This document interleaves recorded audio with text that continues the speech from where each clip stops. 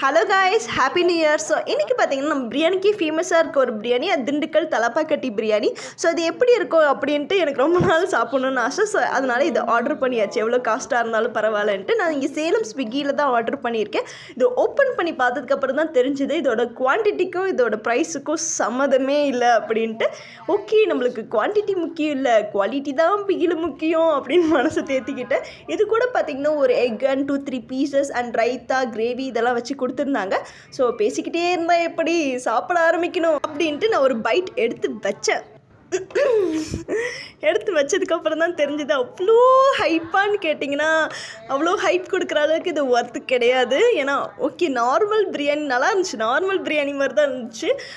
பீசஸ்லாம் அவ்வளோ டெண்டரியாக இல்லை, அவ்வளோ ஜூஸியாக இல்லை. இது ஏன் இவ்வளோ ஹைப் ஏற்றுனாங்கன்னு தெரியல. நீங்கள் ட்ரை பண்ணியிருந்தீங்கன்னா இது ஒர்த்தா இல்லையான்னு மறக்காமல் கமெண்ட் பண்ணுங்கள். இதுக்கு எங்கள் வீட்டில் செஞ்ச கொத்தமல்லி சட்னியே நல்லா இருந்துச்சு, இதே சாப்பிட்டு இருந்திருக்கலாம். பட் ஓகே, ட்ரை தானே. Bye guys.